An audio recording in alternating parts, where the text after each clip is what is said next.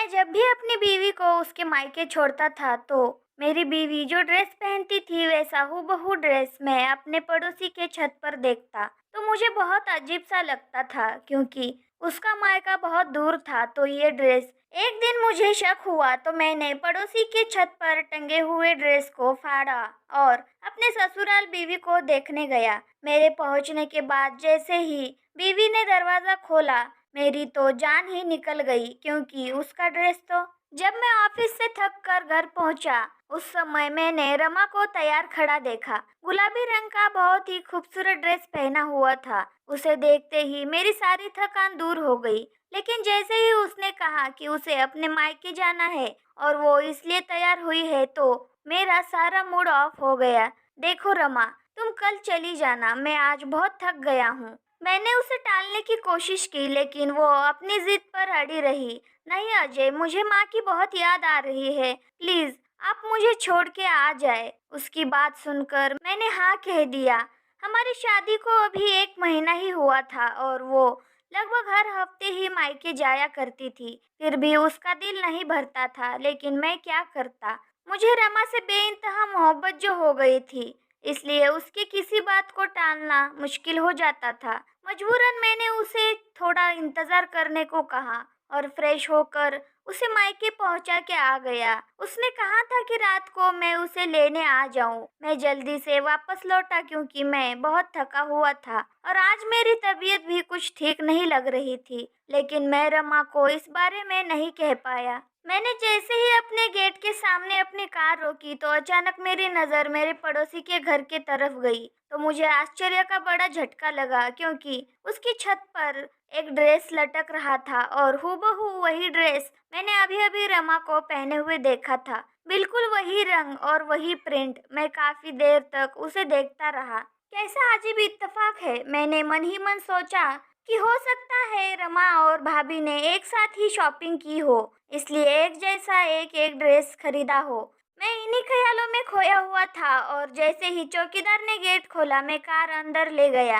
मैंने नौकर को कहा कि कोई मुझे डिस्टर्ब ना करे, मैं थोड़ी देर आराम करने वाला हूँ। उस दिन मैंने इस बारे में ज्यादा नहीं सोचा क्योंकि अक्सर ऐसे इत्तेफाक होते रहते हैं। मैं रात में रमा को वापस लेकर आया था लेकिन मैं उसे ये बात बताना भूल गया कि यही ड्रेस हमारे पड़ोस वाली भाभी के पास भी है। लेकिन 2 दिन बाद मेरे हैरानी की इंतहा ना रही जब रमा ने मुझे बताया कि वो अपने मायके जाना चाहती है क्योंकि आंटी की तबीयत ठीक नहीं है। इस वक्त वो नीले रंग के बेहद ही खूबसूरत ड्रेस में थी। मैंने उसकी तरफ प्यार भरी नजरों से देखा। वो आज भी बहुत खूबसूरत लग रही थी। थोड़ी देर बाद मैंने उसे उसके मायके पहुंचाया, लेकिन जैसे ही मैं घर पहुंचा तो दंग रह गया क्योंकि मेरे पड़ोसी के टेरेस पे आज भी वही ड्रेस लटक रहा था जो आज रमा ने मायके जाते समय पहना हुआ था। ऐसा कैसे हो सकता था? मुझे बहुत अजीब सा लगा, लेकिन इस बार मैंने इसे सिर्फ एक इत्तेफाक समझा और अपने काम पर लग गया। लेकिन जब तीसरी बार ऐसा हुआ तो मेरी सोच शक में बदल गई। कहीं ऐसा तो नहीं कि रमा मायके का बोलकर मेरे पड़ोसी के घर जाया करती हो। लेकिन ऐसा कैसे हो सकता है? मैं खुद उसे अभी अभी मायके छोड़कर आया था और उसका मायका काफी दूर भी था। ये सब इतनी जल्दी कैसे हो सकता था? लेकिन उस दिन मुझसे रहा नहीं गया और जिज्ञासा के मारे मैंने अपने ससुराल की तरफ कार दौड़ाई और मैं जैसे ही वहां पहुंचा तो देखा कि रमा उसी ड्रेस में थी और मुझे देखकर हैरान रह गई। अजय, आप अभी तक गए नहीं? उसने हैरानी से पूछा तो मैं कुछ शर्मा सा गया और मन ही मन में खुद को टोकने लगा। मैं कितनी बेवकूफ़ी भरी बातें सोच रहा था। रमा के माँ बाप का घर तो हमारे घर से काफी दूर था, भला वो वहाँ कैसे जा सकती थी? मैंने मन ही मन अपने आप को धिक्कारा और घर वापस लौट आया और ध्यान से अपने पड़ोसी रितेश के घर की तरफ देखा जहाँ वही ड्रेस अभी तक लटका हुआ था। मुझे एक पल के लिए भी चैन नहीं आ रहा था। इत्तेफाक 1 या 2 बार हो सकता है लेकिन बार बार नहीं। लेकिन मैं ये बात जुबान पर लाने से डरता था। अभी मेरी शादी को दिन ही कितने हुए थे और रमा को मेरी बात से कितनी तकलीफ हो सकती है सोचकर मैं चुप हो गया। मुझे वो दिन याद आ रहा था जिस दिन मेरी शादी हुई थी और मैं रमा को दुल्हन बनाकर घर ले आया था। उसी दिन मेरा पड़ोसी रितेश मेरे घर बधाई देने आया था और उसने माफी मांगी कि वो शादी में नहीं आ सका क्योंकि आज उसकी भी शादी थी। उसकी बात सुनकर मुझे सुखद आश्चर्य हुआ। सच में मैंने मुस्कुराकर उसे गले से लगाकर बधाई दी और उसने लाए हुए मिठाई के डिब्बे में से एक लड्डू निकालकर जबरदस्ती मुझे खिलाया। वो बहुत खुश लग रहा था अपनी शादी से। खैर, खुश तो मैं भी बहुत था। मेरी भी लव कम अरेंज मैरिज थी रमा से। जब मैंने पहली बार रमा को देखा था उसी वक्त उसे दिल दे बैठा था।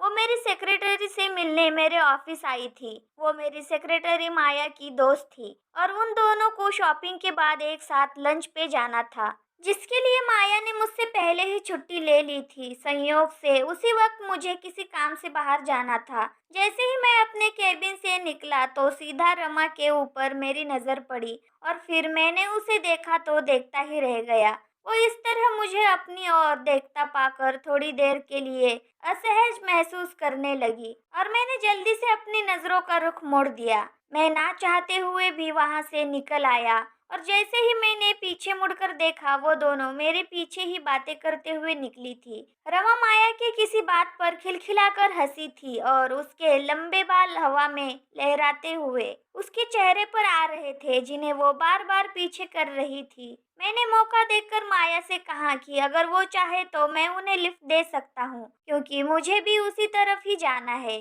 झूठ बोला, लेकिन मुझे उस तरफ नहीं जाना था जिस तरफ उनका प्रोग्राम था, मगर दिल के हाथों मजबूर होकर मैंने उनसे कहा था। मेरी बात पर माया बहुत खुश हुई और रमा का हाथ पकड़कर कार में बैठ गई, लेकिन रमा कुछ झिझकते हुए बैठी थी। मेरा दिल जैसे हवाओं में उड़ने लगा था।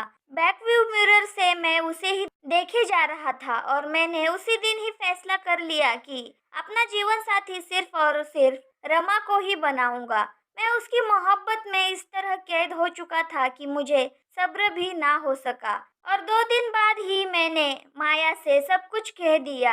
वो मेरी बात सुनकर बहुत खुश हो गई और उसी ने बताया कि रमा एक लोअर मिडिल क्लास फैमिली से ताल्लुक रखती है और जॉब करके अपने माँ बाप की और अपने छोटे भाई बहनों की देखभाल करती है। माया, मुझे उसके बैकग्राउंड से कोई मतलब नहीं, बस मुझे वो पसंद है। आप बताएं कि मैं कब उनके घर जा सकता हूँ? मैंने पूछा तो उसने मुझे जल्द ही बताने का वादा किया और इसी तरह कुछ दिनों के बाद मैं अपने माँ को लेकर उनके घर चला गया, जहाँ हमारा बड़े अच्छे से स्वागत किया गया और पहली ही मुलाकात में रिश्ता मंजूर कर लिया गया। मेरी खुशी का तो कोई ठिकाना ही ना रहा था। माँ भी तैयारी में जुट गई थी क्योंकि वो मेरे साथ नहीं रहती थी। उनका अपने घर के सिवा कहीं दिल नहीं लगता था, जबकि मैं जॉब की वजह से मुंबई में रहता था, जहाँ एक बहुत बड़ी कंपनी में मुझे एक बड़ी पोस्ट पर रखा गया था और ये बंगला, कार सब उन्हीं की तरफ से था।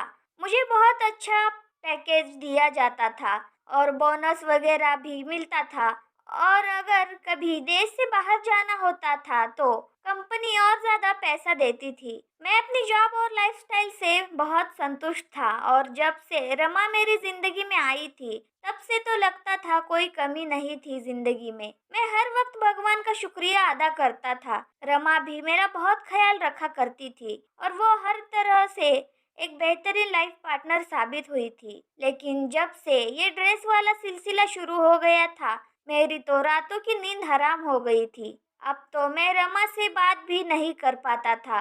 वो जब भी मायके जाने का कहती तो मुझे बहुत गुस्सा आता था। एक दिन तो मैं चिल्ला उठा, सारा दिन माँ के घर पे जाने का सोचती रहती हो, तुम एक बार भी नहीं सोचती कि मैं क्या चाहता हूँ? मेरी आवाज तेज हो गई थी, जिसे सुनकर वो डर गई। क्या हुआ अजय, मुझसे कोई गलती हो गई क्या?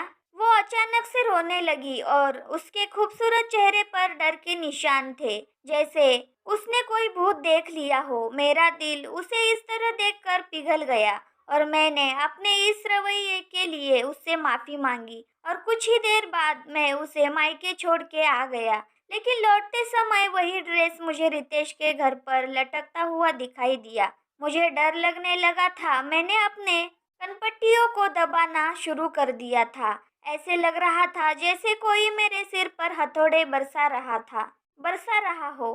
हर बार मैं सच्चाई जानने के लिए वापस जाया करता और रमा और उसके घरवाले मुझे अजीब नज़रों से देखा करते और मैं कोई ना कोई बहाना बनाकर उल्टे कदमों से वहां से वापस आ जाता। क्या हो रहा था मेरे साथ कुछ समझ में नहीं आ रहा था। अब तो रमा भी मुझसे नाराज रहने लगी थी। मैं सारा दिन चिड़चिड़ा रहने लगा था। ऑफिस में भी लोग मेरी शिकायत करने लगे थे। अगर ये नौकरी चली जाती तो मैं कहीं का नहीं रहता। इसलिए मुझे अपने दिल और दिमाग को तरोताजा करना पड़ता। मगर जिसके दिलो दिमाग में इतना तूफान चलता हो वो भला ठीक कैसे रह सकता था। मजबूरन मैंने बीमारी का बहाना करके 2 हफ्ते की छुट्टी ले ली। उन्हीं दिनों में मैंने नोटिस किया कि रमा कुछ परेशान और चिंतित लग रही थी। कभी कभी मुझे लगता था कि वो रात को कमरे से कहीं चली जाती थी और जब मैं उठकर पूरे घर में उसे ढूंढता तो कहीं ना मिलती। मजबूरन जैसे ही मैं कमरे में वापस आता तो वो बेड पर सो रही होती थी। एक रात मैंने उसे जगाया, रमा तुम कहाँ चली गई थी? तब उसने आश्चर्य से मेरी ओर देखा। अजय आपको दिखाई नहीं देता? मैं तो सो रही थी, बल्कि बाहर से तो आप आ रहे हैं। शायद वो उल्टा मुझे शक भरी नजरों से देखने लगी थी। इस बात पर मैं चुप हो गया और कोई जवाब दिए बिना अपनी जगह पर लेट गया। हो सकता है मैंने कोई सपना देखा हो। उस दिन के बाद से रमा उखड़ी उखड़ी सी रहने लगी थी। मैंने उससे कई बार पूछा कि क्या परेशानी है, तो वो अजीब सी नजरों से मुझे देखती और कहती, क्या हुआ है आपको अजय? मुझे आपकी दिमागी हालत ठीक नहीं लगती। उसके इस तरह देखने पर मैं अपना सिर पकड़ लेता। वो ठीक ही तो कह रही थी। मैं आजकल उल्टी सीधी बातें ही तो कर रहा था। पर इस बार मैंने सोच लिया था कि इस रहस्य को तो सुलझाना ही पड़ेगा। और जैसे ही मैं रमा को मायके छोड़कर वापस आया तो देखा कि रोज की तरह वही बैंगनी जोड़ा रितेश के घर की छत पर लटका हुआ था। कुछ सोचकर मैं अंदर गया और सीढ़ियां चढ़कर सीधा छत पर आ गया। मेरी और रितेश की छत बिल्कुल मिली हुई थी। मैंने चारों ओर देखने के बाद उसकी छत लांघी और तार पर टंगे कपड़े को हाथ लगाकर देखा तो ताजा ताजा धुले हुए थे। उनमें से पानी टपक रहा था। मैंने कमीज वाले हिस्से को बीच में से फाड़ डाला और उन कपड़ों को नफरत से देखने लगा जिन्होंने मुझे बहुत तड़पाया था। मेरे पूरे शरीर में आग लगी हुई थी। मैं जैसे आया था वैसे ही वापस चला गया और फिर से अपने ससुराल की तरफ कार दौड़ाई। आज मुझे सच्चाई का पता लगाना था और आज दूध का दूध और पानी का पानी करना था। मैंने तेज रफ्तार से कार चलाई थी और जैसे ही मैंने रमा के घर का दरवाजा खटखटाया तो रमा ने ही दरवाजा खोला। वो मुझे देखकर हैरान नहीं हुई थी क्योंकि मैं हमेशा ही वापस आ जाया करता था। लेकिन उसे देखकर मेरे पैरों तले से जमीन खिसक गई थी क्योंकि उसकी कमीज का दामन बीच में से फटा हुआ था, बिल्कुल वैसे ही जैसे मैंने फाड़ा था। ये सब देखकर मुझे इतना गुस्सा आया कि मैं अपने होशो हवास खो बैठा और बिना सोचे समझे रमा के गाल पर जोर का थप्पड़ दे मारा। वो इस हमले के लिए तैयार नहीं थी और चकरा कर गिर पड़ी और जोर जोर से चिल्लाकर सबको बुलाने लगी, माँ, भाई, पिताजी। उसके इस तरह से चिल्लाने पर सबके सब इकट्ठे हो गए थे और मुझे कुछ दिखाई नहीं दे रहा था। मैंने उसका हाथ पकड़कर खींच लिया। चलो मेरे साथ, मैं चिल्लाया। क्या हुआ बेटा? आप ऐसा क्यों कर रहे हैं? मेरे सास ससुर हैरान परेशान बीच में आ गए और पूछने लगे। मेरी सास फूल रही थी। आप ये सब अपनी बेटी से क्यों नहीं पूछते? किसको बेवकूफ बना रही है ये? मैं उसकी तरफ इशारा करके उनको बताने लगा। मगर बेटा, इसने किया क्या है? मेरे ससुर ने मेरा हाथ पकड़कर नरमी से पूछा। अंकल, इससे पूछे कि इसकी कमीज कैसे फटी है। मैंने अपनी सास को नियंत्रित करते हुए बड़ी मुश्किल से कहा। मेरी बातों से वो सब चौंक कर एक दूसरे की ओर देख रहे थे। लेकिन इसकी कमीज तो अभी अभी गेट के अंदर आते हुए दरवाजे पर लगी कील में फंसकर फटी है बेटा। वो सब एक जुबान होकर मुझे बताने लगे और रमा अभी तक जमीन पर बैठी आंसू बहाई जा रही थी। ये नहीं हो सकता। आप सब इसके साथ मिले हुए हैं, इसके झूठ में इसका साथ दे रहे हैं। मैं अब अपने दिमाग से बाहर हो चुका था और रमा को जबरदस्ती घसीटता हुआ वहां से ले आया। उसके माता पिता गिड़गिड़ाने लगे लेकिन मुझे कुछ सुनाई नहीं दे रहा था। रमा पूरे रास्ते रोती रही लेकिन मुझे अब उस पर जरा भी दया नहीं आ रही थी। घर पहुंचकर मैंने उसके बालों को पकड़ा और बोला, बताओ क्या चक्कर है तुम्हारा रितेश के साथ? ये आप क्या कह रहे हैं अजय? वो चीखी, लेकिन मुझे उसकी कोई परवाह ना थी। मेरी बात सुनकर उसके चेहरे का रंग उड़ चुका था। ये क्या पागलपन है? आप इतना गलत कैसे सोच सकते हैं? वो चिल्लाई। लेकिन मुझे अब उसकी कोई परवाह नहीं थी। मैं कोई गिरा हुआ इंसान नहीं था जो आंखों देखी मक्खी निगल लेता, मगर वो लगातार इनकार करते जा रही थी। मेरा गुस्से से बुरा हाल था। मैंने उसे कहा, अगर वो सच बता देगी तो कुछ नहीं करूंगा, बस वो एक बार अपनी बात मान ले। मुझे लग रहा था कि मेरे दिमाग की नसें फट जाएगी। और तभी अचानक मैंने देखा कि पुलिस वहां पहुंच गई थी। उनमें से एक महिला कांस्टेबल ने आते ही रमा को मेरे हाथों से छुड़ाया और उसे सोफे पर बैठा दिया। उसका बयान लेने लगी, जबकि मुझे हथकड़ी पहना दी गई थी। ये सब क्या है? मैं चिल्लाया। ये तो बेटा आपको थाने चल के पता लग जाएगा। वो पुलिस इंस्पेक्टर हंसने लगा और मुझे घसीटता हुआ पुलिस के गाड़ी में डाला, जबकि जाते वक्त मेरे कानों में रमा की आवाज लगातार गूंजती जा रही थी। ये मेरा पति पागल है। पहले दिन से ही उसे पागलपन के दौरे पड़ते आ रहे हैं। रमा पुलिस को बताई जा रही थी और मुझे अपनी कानों पर यकीन नहीं हो रहा था। वो जिसे मैंने दिलो जान से चाहा था, वो ये क्या कह रही थी? मेरे हवालात का आज दूसरा दिन था और रमा ने मेरी खबर तक ना ली थी और मुझे उस बात पर बिल्कुल भी विश्वास नहीं हो रहा था जो कुछ भी उसने पुलिस को बताया था। मैं एक दिमागी मरीज हूँ और मुझे पागलपन के दौरे पड़ते हैं, तब मैं उस पे जुल्म करता हूँ। उसका ये कहना था कि उसने ये बात अपने माता पिता को कभी नहीं बताई, लेकिन उस दिन उन्होंने अपनी आंखों से सब कुछ देखा था। लेकिन सबसे चौंकाने वाली बात ये थी कि उस रात पुलिस को रितेश ने कॉल किया था, जो मेरा पड़ोसी था और जिसकी वजह से ये सारा सिलसिला शुरू हुआ था। मुझ पे आश्चर्य के वार पे वार हो रहे थे। ये सब क्या था? मुझे कुछ समझ में नहीं आ रहा था। रमा ने मेरे खिलाफ केस फाइल किया था और ना जाने क्या क्या आरोप लगाए थे मुझ पर। मेरे माता पिता बहुत कोशिश कर रहे थे, लेकिन मेरी जमानत नहीं हो पा रही थी। मामले के अनुसार मेरा मेडिकल चेकअप होना था और रिपोर्ट आने के बाद ही मेरी जमानत हो सकती थी। और 2 दिन बाद जब मनोचिकित्सक ने मुझसे सवाल पूछे तो मैंने उनको सारा किस्सा सुना दिया, जिसे सुनकर वो भी मुझे ऐसी नजरों से देखने लगे जैसे मैं कोई पागल हूँ। और उनके इस तरह देखने पर मुझे अचानक गुस्सा आ गया। आपको क्या लगता है मैं पागल हूँ? मैंने गुस्से में आकर पूछा तो वो मुझे समझाने लगे। देखिए मिस्टर अजय, आप जो किस्सा बता रहे हैं वो नामुमकिन सी बात है। इत्तेफाक 1 या 2 बार हो सकता है, लेकिन बार बार नहीं। वो आराम से कह रहा था, बल्कि मेरी सांसें बढ़ने लगी थी। डॉक्टर साहब, यही तो मैं समझा रहा हूँ। वो इत्तेफाक नहीं था। मैं अब अपने आप पर काबू नहीं रख पा रहा था और डॉक्टर ने मेरी हाँ में हाँ मिलाकर मुझे खामोश कर दिया था, जबकि अपनी रिपोर्ट में उन्होंने मुझे एक मानसिक रोगी ही लिख दिया था, जिसके परिणाम स्वरूप जज ने मुझे 2 महीने के लिए मेंटल हॉस्पिटल में भेज दिया। मैं चीखता चिल्लाता रहा कि मैं पागल नहीं हूँ, लेकिन वहाँ किसी को कोई फर्क नहीं पड़ा। सब लोग मुझे तरस भरी निगाहों से देख रहे थे। मुझे अस्पताल में हर जगह यही सुनना पड़ा, बेचारा कितना सुंदर नौजवान है, देखो ना जाने क्या सदमा लगा के अपने होश खो बैठा है। एक नर्स ने मुझे देखकर दूसरी से कहा, जबकि मैं सचमुच पागलों की तरह बुद्धू बना बैठा था। इन 2 महीनों में मेरे साथ जो कुछ भी हुआ था वो मेरी समझ से परे था। शायद मैं सचमुच पागल हो चुका था। मुझे पागल खाने में 1 हफ्ता हो चुका था जब मुझसे कोई मिलने आया। मैं मुलाकात वाली जगह पर पहुंचा तो वहां रितेश और रमा को देखकर मुझे जोर का झटका लगा। तुम दोनों एक साथ? मैं बस इतना ही कह सका था। हाँ अजय, हम दोनों साथ में इसलिए आए ताकि तुम्हें तुम्हारी गलती बता सके। वो मुस्कुराया। तुम्हें साक्षी याद है?